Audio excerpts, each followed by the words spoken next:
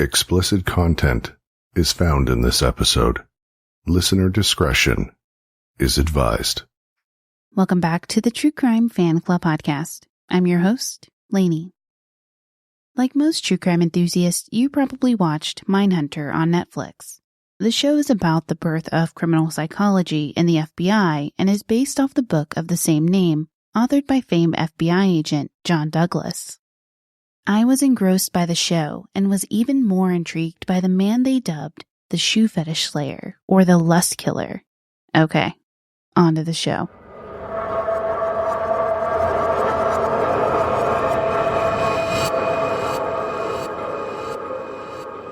Jerome Henry Brudos was born on January 31st, 1939, in Webster, South Dakota. His parents, Henry and Eileen Brudos, were farmers who already had a son, Larry. Jerry was an accidental baby, and when Eileen found out that she was pregnant, she was desperately hoping for a daughter.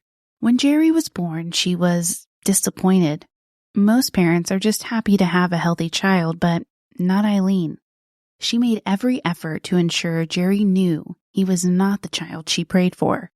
Eileen and Harry weren't particularly fond of each other, but were pleased with the small family they had, until Jerry came along. When Jerry was around 4 or 5, his father Henry decided to move the family to Portland, Oregon. Despite owning a farm, it was never really profitable for him, so he was forced to work full-time jobs to make ends meet.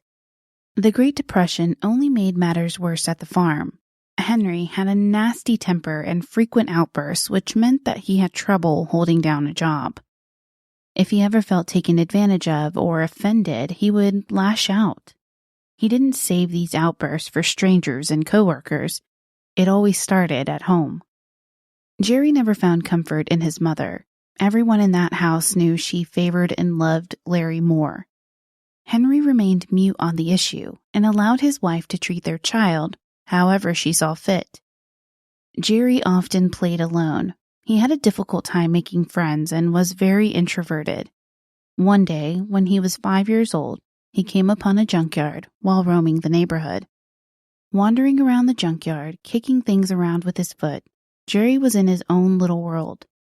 He kicked over some garbage and saw a pair of patent leather heels. He picked them up and began admiring them. He decided to bring them home to play. He arrived at home, went to his bedroom, and slipped off his shoes. He stepped into the heels and began walking around. He giggled to himself and was sheepishly laughing when his mother walked in. Eileen's jaw dropped when she saw her youngest son prancing around in high heels. She ordered him to immediately remove the shoes and said that what he was doing was a wicked thing. Instantly, he felt ashamed of what he had done and quickly stepped out of the shoes. She demanded that he return the shoes to the junkyard and ordered him to never wear them again. She always wanted a little girl, but she did not want her son dressing up as a girl. He was a nuisance as he was. She didn't need the added annoyance of her son becoming a cross-dresser. Jerry's young mind couldn't understand why his mother reacted so strongly to him playing around. He was sure that her reaction was a mistake, so he hid them from her and began to secretly play with them. One day, Eileen heard the click-clacking of heels in her home. She paused where she stood and knew that familiar sound. Heels. She rushed over to Jerry's room and saw him giggling and walking around in the heels she thought were long gone. She yelled at her son that he had promised her he wouldn't play in heels. She snatched the heels from his hand, walked out of the room, grabbed a lighter, and pulled Jerry along with her. She made him stand in front of the garbage can as she lit the heels on fire. Jerry's anger was growing as the flames before him grew. There were consequences to Eileen's strong reaction to Jerry bringing home the high-heel shoes. First, her actions fueled his anger, which would lead to his inevitable violent temper. Second, she made the shoes a taboo item, which would excite Jerry because of their forbiddenness. This excitement would become sexual in nature as Jerry became older.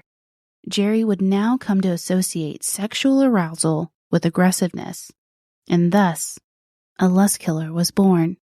Lust killers are characterized as hedonistic murderers who kill for the sexual gratification of the act. The sexual gratification Jerry received from murder would lead to necrophilia. Normally, necrophiliacs engage in sex with the dead due to fear of rejection or interactions with others. But Jerry was different. His necrophilia stemmed from his lack of empathy for others, as well as his desire to force women to do exactly what he wanted. Jerry's victims fit his idea of a perfect woman. They were vulnerable. The idea that he could do whatever he wanted to them was what drove him to them. Jerry viewed women as nothing more than tools to satisfy him, which is why he found it so easy to be so sadistic. While in Portland, Jerry happened to make friends with a sickly 5-year-old little girl. While she couldn't exert herself physically, she was nice to speak with. She lived near an older woman who was very kind to Jerry when his mother was not. When he stopped by one afternoon, he found out that his young friend had passed from tuberculosis. He was devastated. Even more shocking was the news that the older woman was suffering from diabetes and was growing sicker by the day.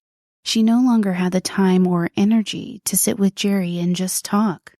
In a year's time, he lost the 2 people he confided with and sought comfort in. Devastated by their loss, it would stay with him until adulthood. When Jerry entered the 1st grade, his family had moved to Riverton, California. It's 1945, and his teacher is a woman of slim build with long legs. He notices her heels and how she always brings an extra pair to class with her. He admires her footwear and makes plans to take one pair for himself. He gets an opportunity when his teacher isn't looking and snatches her heels. He hides the heels behind some building blocks and is relieved to have not been caught. A classmate discovers the shoes and returns them to his teacher. Jerry is furious that his treasure had been stolen. His teacher thinks nothing of the prank until a few days later when Jerry confessed that he was the one who took the shoes.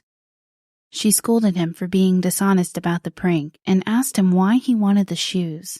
He was embarrassed and immediately ran out of the room.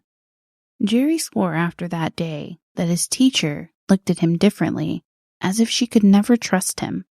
He believed that it was after this incident that his hatred for women grew. Larry Brudos was a star student. He excelled in school and made his parents proud with his aptitude. Jerry, on the other hand, failed the 2nd grade. He was often very sick, suffering from measles, tonsillitis, fungal infections, and severe migraines. The migraines affected how he did in school. He was unable to comprehend the elementary basics of reading, writing, and arithmetic. He was prescribed glasses, but those did not help his migraines. His IQ was tested, and he was found to have an average IQ for a child of his age. His mother felt burdened by her young son. He was always home, locked in his room, recovering from some type of illness, while her eldest was a healthy and strapping young man. Harry Brudos was not the type of man to stay put for long. He always followed where the work was. In 1947, the family moved to Grants Pass, Oregon. Jerry's growing infatuation with women's shoes caused him to risk getting in trouble by his neighbors and parents. A house in his neighborhood was filled with teenage girls. Jerry saw this as an opportunity to fulfill his desire to obtain their high heels. He entered their home through an unlocked window and began playing with their clothing, including their underwear. He loved how soft and silky their undergarments felt on his body. He would take mementos with him so that he could remember the feeling whenever he wanted. When Jerry turned 13, Harry moved the family to Wallace Pond, Oregon to try his hand at farming again. It was unsuccessful, so he took to working in town. Larry entered puberty with gusto. Like most boys his age, he began to fantasize about the female body. He drew naked figures on scrap pieces of paper and collected images of pin-up girls. He hid them from his mother because he knew that she would not approve. She was a prudish woman who would see his natural infatuation as deviant. Jerry happened to find his brother's stash of photos. He picked the lock and began admiring the naked figures he drew wearing only high heels. One day, after spreading the pictures and drawings over a small space on his bed, his mother walked in. He quickly tried to cover them up, but she snatched the pictures from his grip. She was aghast at what she saw. She asked Jerry where he got the idea to do something like this, and he simply shrugged his shoulders. He never told his mother the photos belonged to his brother. Eileen simply thought it was yet another thing Jerry did wrong. She already thought he was bad, but now she had even more confirmation that her boy was perverse. At 16, Jerry finally hit puberty and was beginning to have wet dreams. He woke up to find his sheets stained with his semen. His mother found his stained sheets and berated him for his inability to control himself. This idea that a person can control their ejaculations plagued Jerry for some time. He thought himself weak for being unable to control his nightly ejaculations, but what we know now is that this is a body's normal response when going through puberty. To punish Jerry, his mother made him wash his sheets by hand. He didn't have sheets to sleep on that night because they were still on the clothesline drying. Since Jerry had no sexual education, he had no idea what intercourse was, and the fantasies he concocted in his mind always centered around him kidnapping a woman, holding her captive, and having her beg for mercy. He imagined that he would have her do whatever it was he wanted, but never imagined having his way with her or raping her. That would come much later. He continued stealing the undergarments and shoes of neighbors by either entering their home or stealing them from the clothesline. He learned his lesson with the pinup pictures and new drawings and hid his collection from his mother's watchful eye. Another move occurred in the late summer of 1955.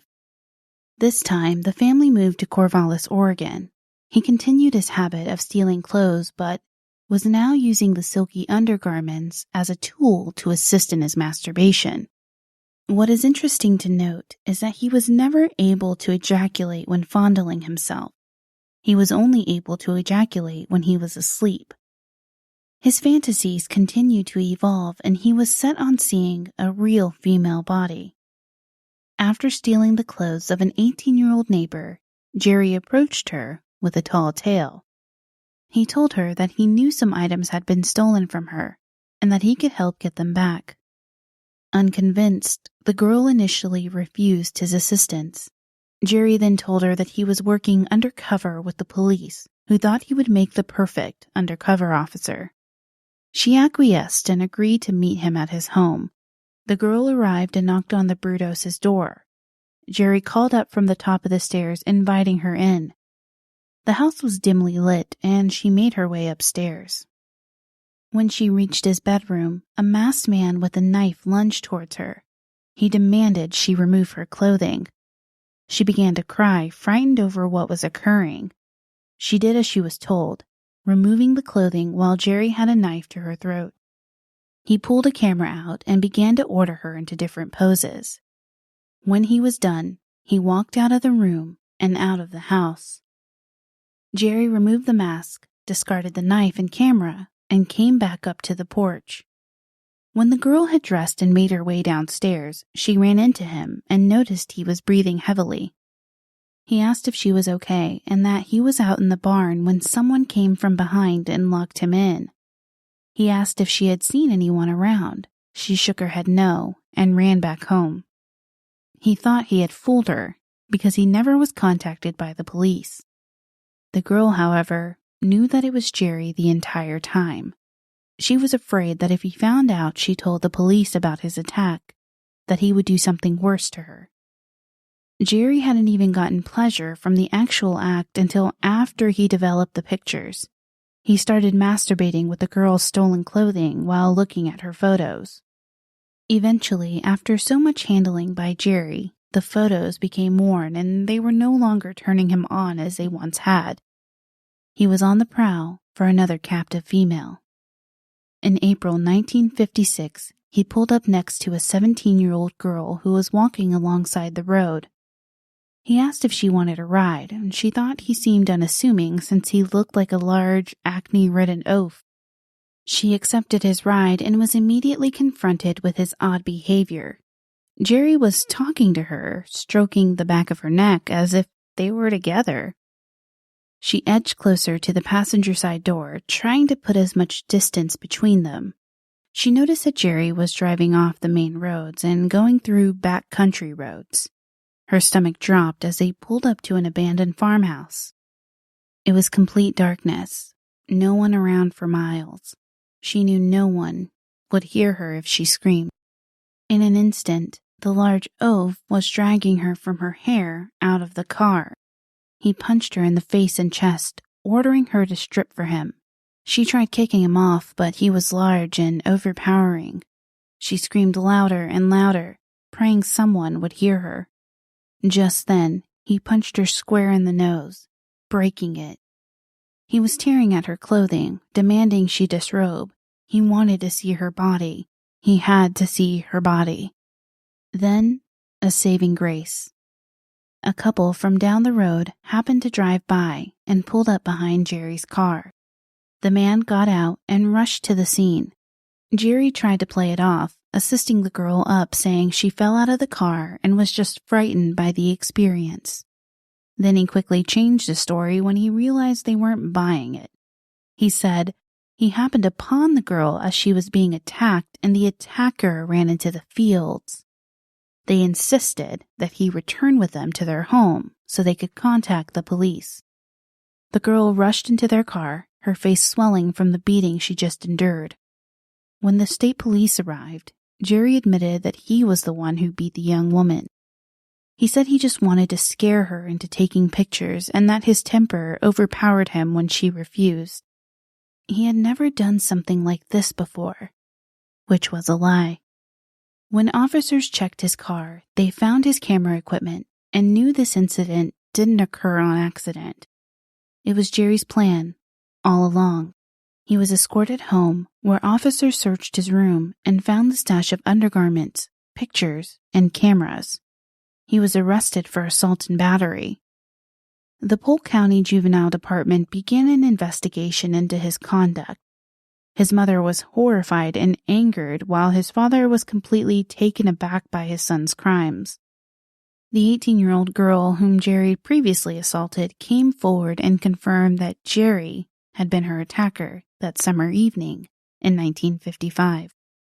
The court understood that Jerry was disturbed and needed help.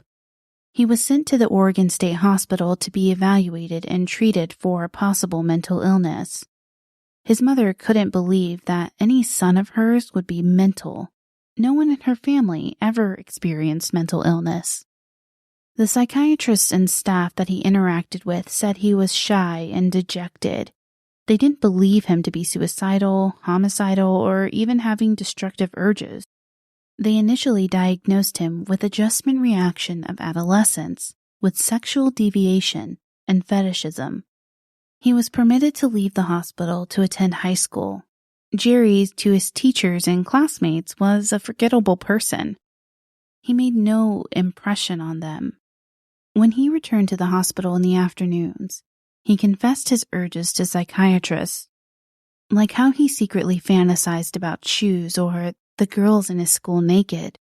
They diagnosed him with a second illness, borderline schizophrenic reaction, which is not a recognized diagnosis today. It's the equivalent of saying, yeah, Jerry was messed up. His parents barely noticed his absence. His mother told his doctors that she didn't want him home until he was cured of his illness. Jerry was released within 9 months, with doctors prescribing him with the advice to just grow up. They comforted his family, saying he did not pose a danger to society. He graduated from high school in 1957 with a lackluster GPA. He applied and was accepted into Oregon State University, but eventually dropped out. He tried going to a vocational school, but never really could commit to attending classes. He was skilled at electronics, but could never get the motivation to apply himself. He just gave up.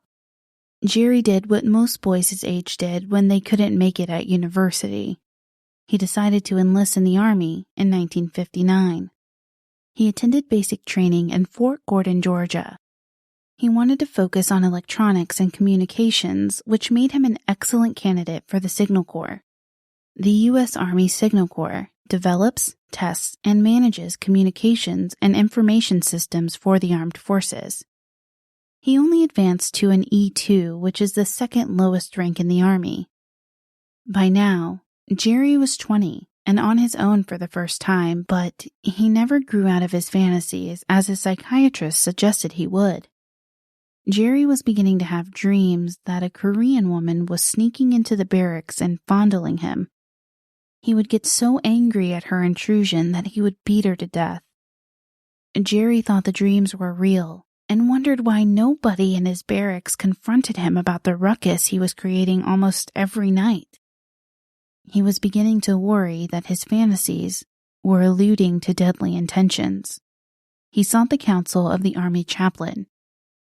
He explained what was occurring and what he thought the dream meant, that he hated women so much that he wanted to kill them.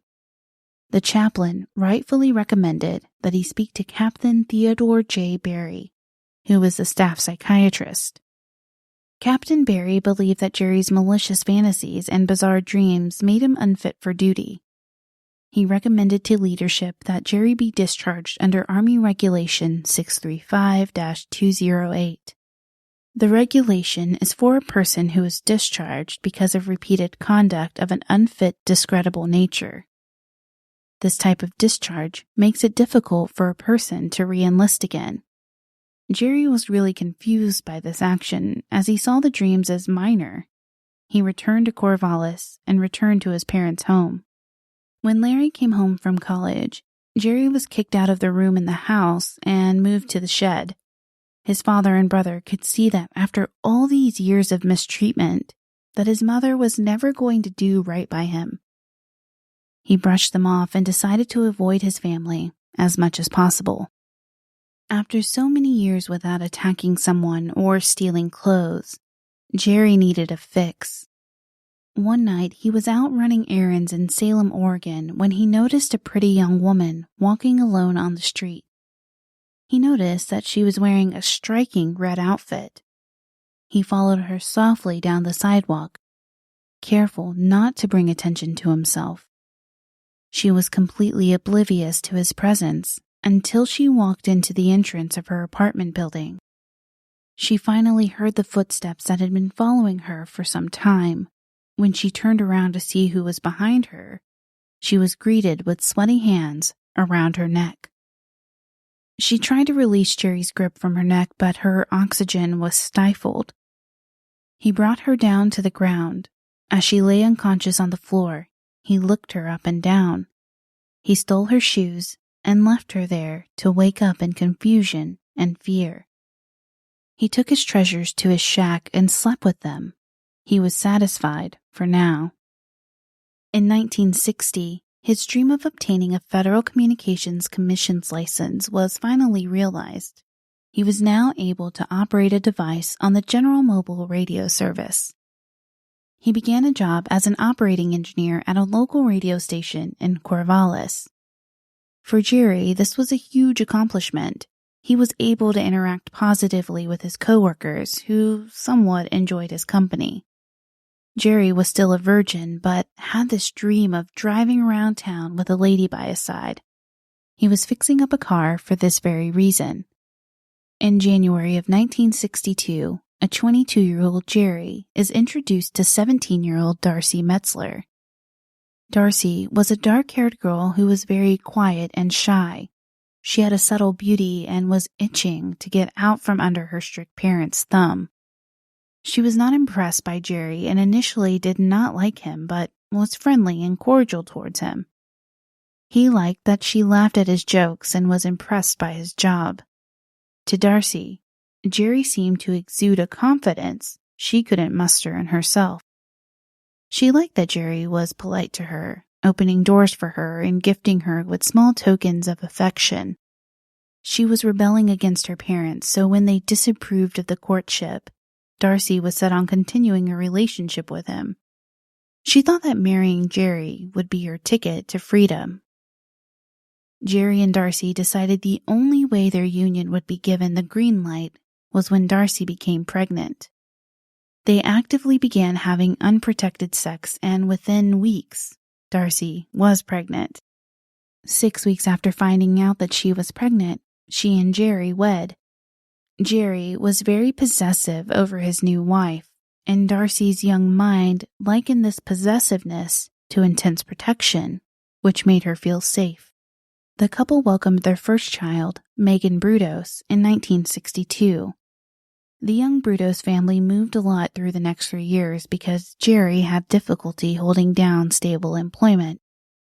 Darcy wasn't particularly worried about the family's financial situation because Jerry always found another job. Jerry still spoiled her with special gifts, and Darcy appreciated and welcomed the attention. She didn't have a clue about his dark fantasies or that he would leave the house to secretly prowl the neighborhood and steal undergarments and shoes. Jerry implemented a rule that whenever they were home, they were to be nude. Remember, Darcy sexually matured with Jerry, so these rules were not out of the norm for her. She followed Jerry's direction strictly. When Jerry asked her to pose nude for photos, she only had one request: that the photos only be developed in black and white. Jerry denied this request and had her photos developed in color. When she looked at the photos and the strange poses she was in, she asked him to rip them up. He said he would, of course, but that was a lie. He also ordered her to wear high heels at all times, which hurt her back and her knee, but she obeyed her husband. When she didn't wear heels, she sensed that he would become down, and his conduct suddenly changed. He didn't have much of a relationship with his daughter Megan, which really bothered Darcy. She figured that maybe he was resentful of her because she was taking up too much of her time and attention. In 1967, they landed in Portland, Oregon, and Jerry was employed as an electrician. His debilitating migraines never left him, and his urges were growing. Anytime Darcy upset him, he would leave the home to prowl for his needs. Darcy became pregnant that same year, and they were thrilled to learn that a son would be born. He wanted to be in the delivery room with Darcy.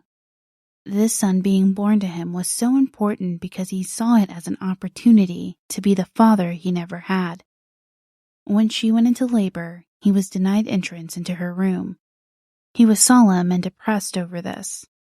When they arrived home, he asked why he was kept out. Darcy confessed she asked the staff to keep him out so he did not have to watch another man handle her. After all, he always told Darcy that he could not stand another man touching her. He dissolved into tears and left the house to find shoes and underwear. This did not satisfy him. It never would. He needed something more, and so he went to Portland to find it. He spotted a woman and began stalking her. He followed her to her apartment and waited for hours until he was sure she had fallen asleep. He creeped in through the window and made his way into her closet. She was startled awake, and Jerry quickly jumped on top of her, putting his hands around her throat. She fell unconscious, and Jerry was aroused by her helplessness.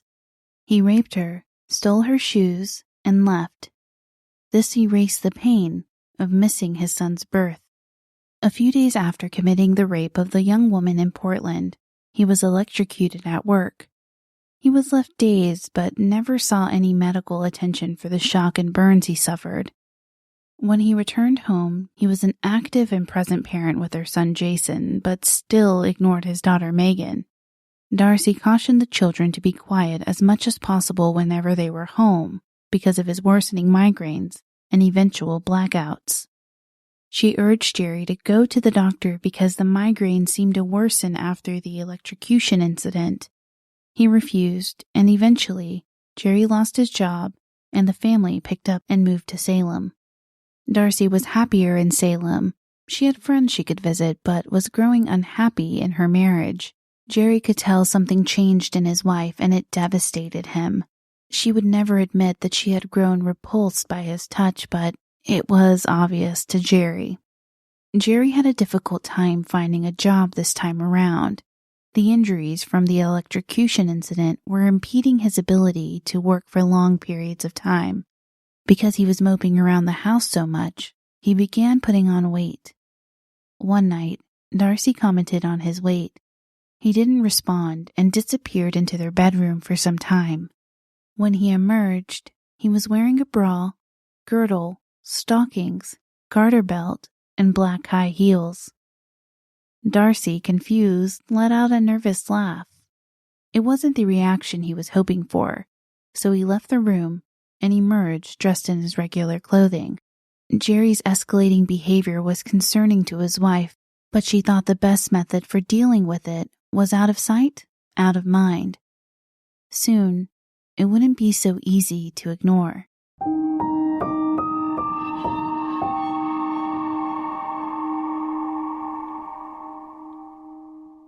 I'm going to pause the case right here so you can hear a word from our sponsor.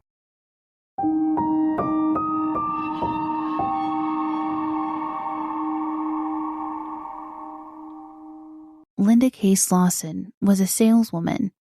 She made a living selling encyclopedias door to door. In January of 1968, these large collections were jam-packed with information. She was cautious and systematic in her approach for sales. She always had a specific address when selling the books. She rode a bus into the neighborhood that Jerry lived in. She realized the address she had written down had been smeared, and she could no longer make out the house numbers. She walked down the street and saw Jerry in his yard. She approached him, asking if he was the one who was interested in buying the encyclopedias.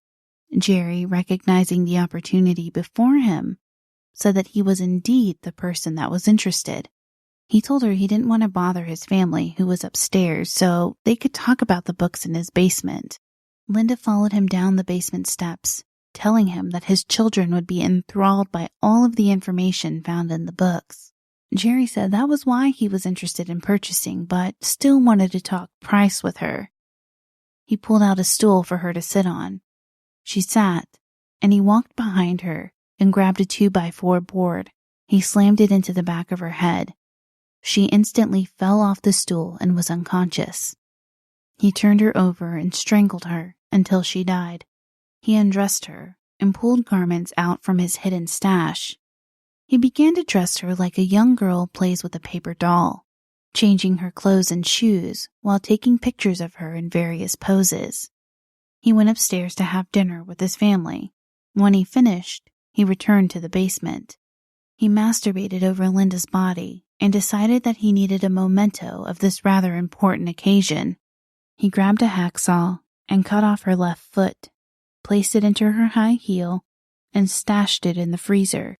When the rest of the household had fallen asleep, he snuck back down and carried Linda's body into his car. He placed her in the trunk and wrapped a rope around her waist. On the other end of that rope was a car transmission. He drove her down to Wilsonville Bridge on Interstate 5. He parked on the side of the road, pretending that he had a flat tire, and tossed her body over the railing. Her body would never be recovered. Now that he had committed murder, he was intent on being able to stash a whole girl in the freezer to pull out whenever he wanted to. He installed a padlock on the garage door to ensure he was the only one who would have access to it. He couldn't wait to perfect his hunting skills and continued his quest to find the perfect girl. He thought he was closer to finding her on November 26, 1968. Jan Whitney was a 23-year-old dark-haired, fit and beautiful young woman. She was driving back to Eugene, Oregon after spending the Thanksgiving holiday with a close friend. She drove a red and white American Motors Rambler. She loved that car and did her best to maintain the upkeep. That evening, she pulled over on Interstate 5 because she noticed something was off with her car. She and the two men she was giving a ride to got out of the car to see what was wrong. Sometime later, Jerry noticed the scene and saw the striking young lady leaning against the trunk of her car. He pulled his car over to see if he could offer some assistance. He took a look at the car and told her that he could fix it, but would need to drive into town to get some tools. The three got into his car and he dropped the boys off at their destination. He parked his car at his home and left Jan in the driveway. He walked back out and got in the back seat. He coyly asked her if she would like to play a game, so she said sure, likely thinking it was an odd time to play a game, but she was grateful for the help and decided to play along with him. He told her to close her eyes and show him how to tie a shoelace. She closed her eyes and attempted the task. Then he took a leather strap and strangled her with it. He then opened the passenger door and slammed it shut so it closed on the strap, ensuring it was tightly fastened to her neck. Jerry raped her in his front seat as she was dying. When she passed, he removed the strap and carried her body down to the basement, committing the same violations to her body as he did with Linda. With Jan, he took it one step further. He hung up her body by hooks, and she dangled in his garage for 5 days. He would pull her down to brutally violate her corpse. He severed a breast, filled it with sawdust, and covered it with epoxy glue to make it a paperweight. He then mounted it on a board in his workshop, showing off his kill like a trophy hunter. He had a family vacation scheduled and left her body hanging in the garage. Jerry's time was almost up. A car had crashed into his garage while they were on vacation, and the police were called. They came to investigate the accident and failed to notice the body hanging in the garage or the rotting smell of Jan's decomposing body. An officer had tried to look inside the garage, but the windows were mostly boarded up. When Jerry came home and heard about what happened, he inspected the damage. He knew it was a close call. He wrapped Jan's body in plastic and took her to the shed behind the garage, and then called the police to file a report. He got a thrill from doing this, knowing the deadly secret he was hiding behind the shed. In July 1969, the month after he pleaded guilty to her death, Jan's body would be found tied to a piece of railroad iron in the Willamette River. His thirst was unquenchable. He still hadn't found the girl to put in his freezer. He was off to try again in March of 1978. Karen Sprinkler was a 19-year-old college freshman who was home for spring break. On March 27, 1978, she was scheduled to have lunch with her mom and go shopping for new clothes. Her mother anxiously awaited for her daughter to show, but after more than an hour passed, she began searching for her. She walked into the parking garage and found her daughter's car. It was locked and there was absolutely no sign of Karen anywhere. She went to a store to phone the police. When they arrived, they inspected the area around the car and found nothing to indicate a struggle took place. No blood, no drag marks. They surmised that she must have been surprised in the stairway leading towards the store entrance. If she screamed, the sound of traffic would drown her out. 2 young girls came forward and said they saw a man dressed as a woman, but could not offer any other descriptors. Police had Jerry's method pegged before they even discovered he was responsible for her abduction. Karen's abduction occurred shortly after she parked her car in the parking garage. She was looking forward to seeing her mother and catching up over lunch. She entered the enclosed stairway that led to the shop. She was met by Jerry, who was dressed as a woman and brandishing a toy pistol, a fact that Karen wasn't aware of. He demanded that she get into his car, and he drove her to his home. This time, he wanted his paper doll alive. He forced her into the garage, tears streaming down her face. He ordered her to dress in the clothing he stole and told her how to pose. In the photos, she looks incredibly frightened. He tied a noose around her neck. She begged him not to kill her, but his desires were stronger than her pleas. He hoisted her up, higher and higher towards the ceiling, as the noose tightened around her neck. He wrapped the slack around the device he was using and went upstairs to eat and watch cartoons. He enjoyed his lunch, knowing that his doll was struggling to stay alive. He returned to his murderous lair and removed both of her breasts and masturbated over her mutilated corpse. He dressed her and stuffed her bra with paper towels so she wouldn't bleed in his car. He tied her body to an old engine block, drove to the Bundy Bridge that was over the Long Tom River, a tributary of the Willamette River. Her resting place was the same as the others, a dark, watery grave for his latest doll. A month after Karen's abduction and murder, Jerry was ready to find someone new. He was growing more brazen and getting sloppy. On April 21st, 1969, Sharon Wood, age 24, decided to leave work early. She made her way to the parking garage where she normally parked her car. Something was different about this walk. She had the distinct feeling that someone was following her. She recalled that the hair on the back of her neck stood at attention. She tried to circumvent the ill feeling that something was going to befall her and attempted to walk towards a local hangout spot. She felt a tap on her shoulder and turned around to see Jerry standing before her. She described him as tall and pudgy with a receding red hairline. She saw a pistol pointed towards her and attempted to back up. He told her, "If you don't scream, I won't shoot you." Sharon was a fighter, and today was the day she was going to fight for her life. She knew this was the best place to fight him off, a public place where someone would hopefully come to her rescue. He lunged towards her and wrapped his arm around her throat. She screamed, kicked him with her heel, and attempted to take the pistol from him. He tried to stifle her scream and covered her mouth with his hand. She bit his thumb until blood ran. A car happened to enter the garage, which spooked Jerry. He picked up the pistol and ran off. She continued screaming for help and was eventually offered aid. Police took her statement and the description of the man who attacked her. She said if she ever saw him again, she would recognize him instantly. Police weren't able to connect the dots between the abductions and attempted abductions that were taking place in Portland. Not to be discouraged, Jerry tried again the next day. On April 22, 1969, he attempted to abduct 14-year-old Leanne Brumley. She told police that a large, freckle-faced man tried to abduct her and force her into his vehicle. She said he drove a sports car but had no other information. Later that same day, he attempted to abduct 12-year-old Gloria Smith while she walked to school. She was almost in his car when she saw a neighbor. She managed to break Jerry's hold on her and ran towards the neighbor frightened over the incident. Jerry immediately sped off in his car. Gloria gave a similar description as Sharon. Jerry had to rethink his approach.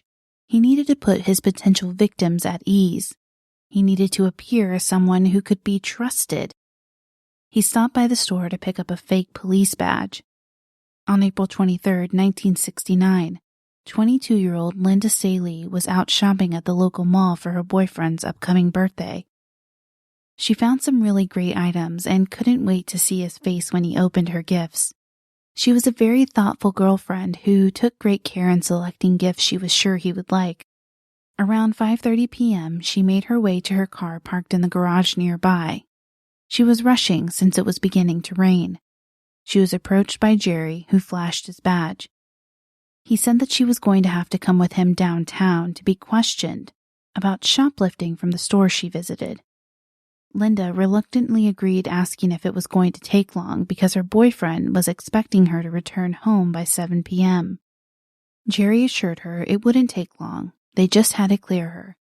When he drove straight into his open garage, her heart must have sank. Jerry wasn't a policeman. He tied her up and left to go eat dinner with his family. When he returned, he found Linda sitting there, untied. He tied her back up and suspended her from the ceiling hooks. She stood on her tiptoes to prevent from choking. He undressed her and began to take photos of her exposed body. She's crying and shaking, asking him to let her go. He cranked the lever and suspended her even higher until she died. He committed the same atrocities, took her breasts as trophies, and discarded her in the Long Tom River. She's tied to an old engine. On May 10, 1969, a fisherman comes across a ghastly scene. The decomposing body of Linda Saley is found to be tied to an auto transmission. He reported the findings to the authorities, and the Long Tom River becomes a crime scene. As they are investigating the area surrounding the river, 2 days later on May 12th, Karen Sprinkler's body is discovered tied in the same fashion as Linda's. Police had gathered good evidence from the bodies of Linda Staley and Karen Sprinkler, but had nowhere to start in terms of a suspect. That changed when female students at Oregon State University claimed there was a strange man who was hanging out on campus and asking them out on dates. Most of the women were immediately creeped out, but one co-ed agreed to a date after she was called on the phone. She felt bad for him after he said he was a Vietnam veteran. The date went poorly as Jerry was clearly not in college and was too old for the co-ed. What made her go to the police were the things that Jerry asked her during the date, such as, "How did you know I would bring you back home and not take you to the river and strangle you?" Jerry also wanted to talk to his date about the bodies of the women that were pulled from the river. Police asked the co-ed to give them a call if her date ever called her again. Surprisingly, Jerry did call her again a few weeks later. The co-ed set up a date with him and then told police where they were supposed to meet. Instead of going on another date with a pretty college girl, Jerry Brudos was picked up by Salem police. After learning that Jerry was an electrician, lived close to where the women disappeared, and worked close to the dump site, they felt more confident they had their man. Jerry, on the other hand, was unflappable in the face of damning circumstantial evidence.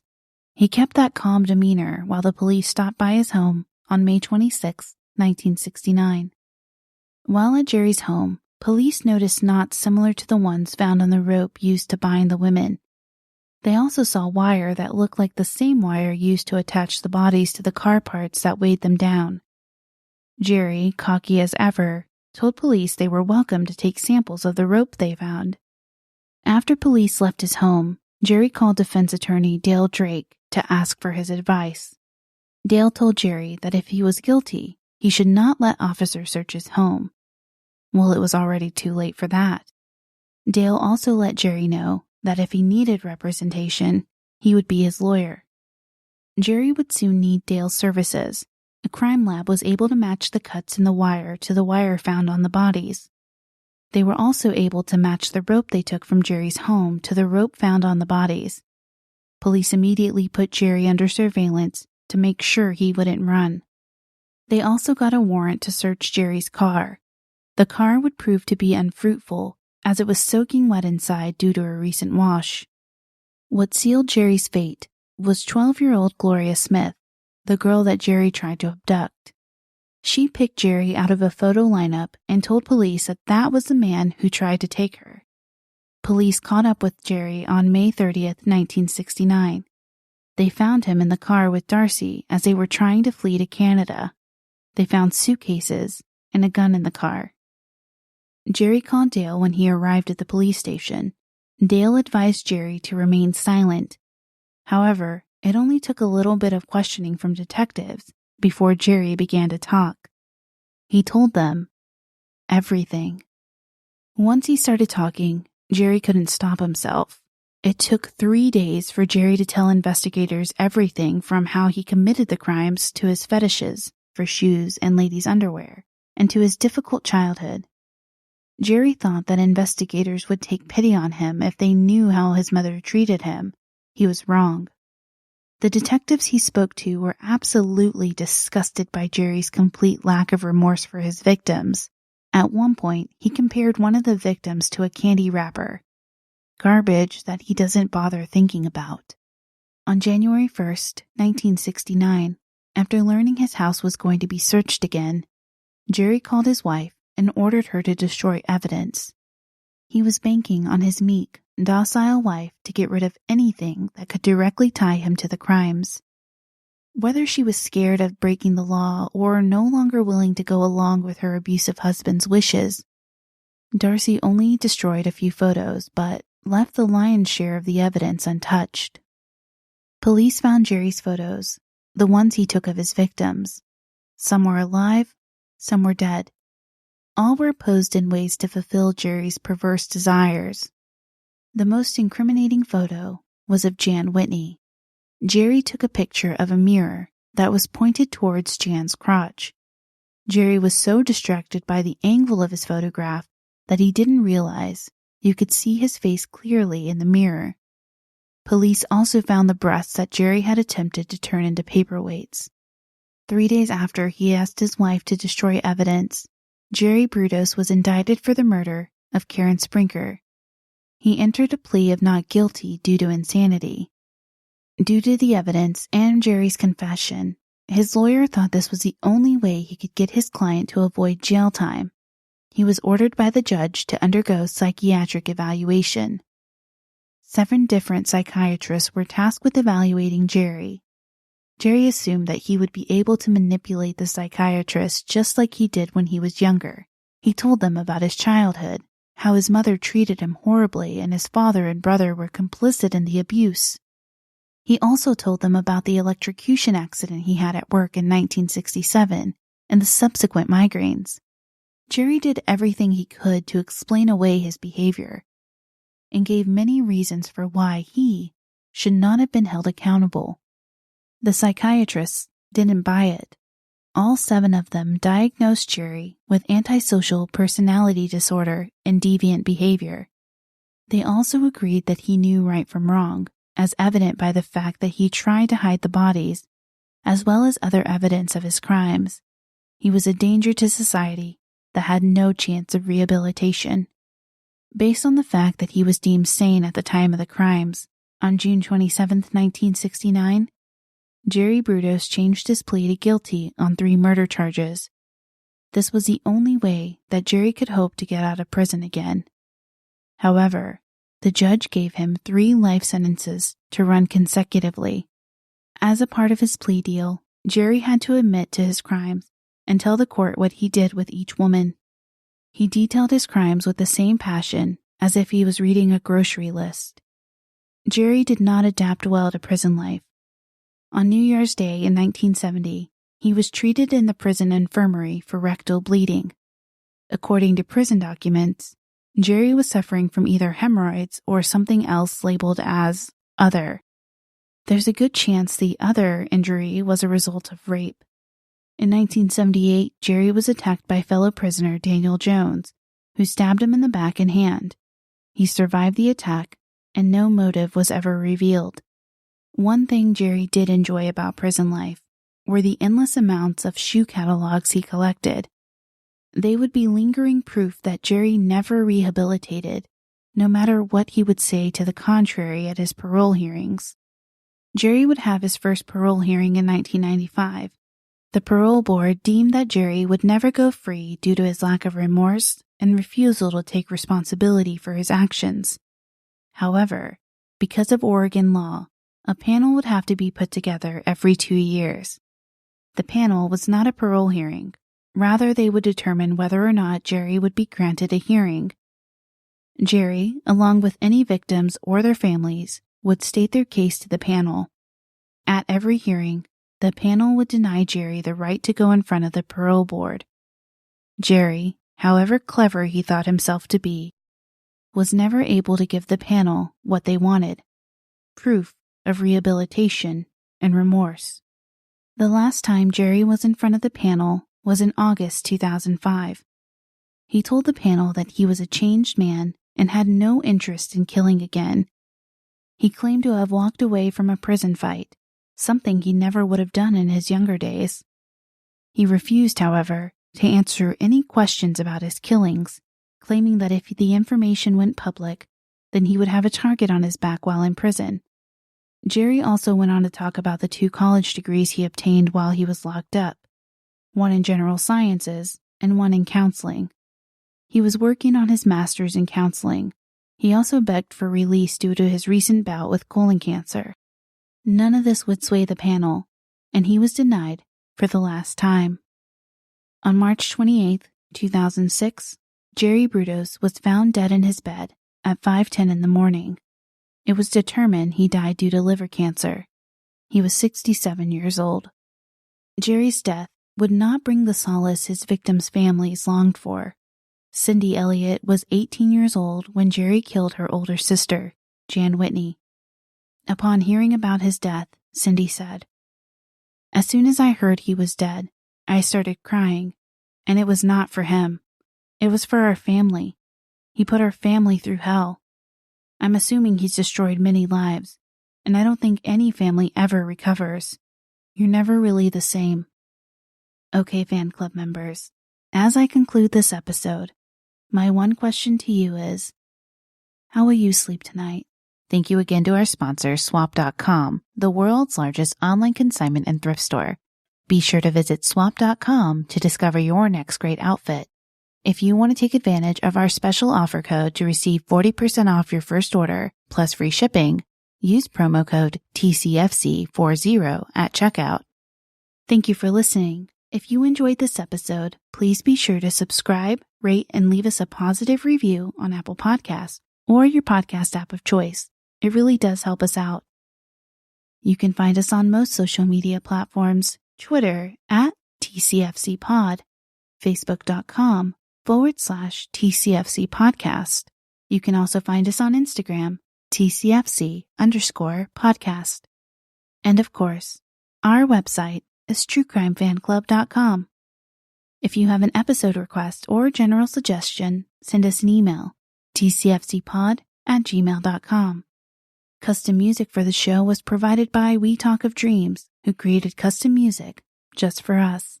Check him out on Twitter at We Talk of Dreams or wetalkofdreams.com. Research assistant and content editing for the show was provided by Brittany Martinez. Audio engineering was provided by Ches Gray, who manages Ches Gray Music. Content warning at the top of the show was provided by Tyler Allen, host of the Minds of Madness podcast. We would like to welcome to the club our most recent Patreon supporters, Nikki C. and Llama Bug. This is our last episode of 2017. It's been a great year, and I look forward to bringing you new episodes in the new year. From the team at True Crime Fan Club, happy holidays and happy new year.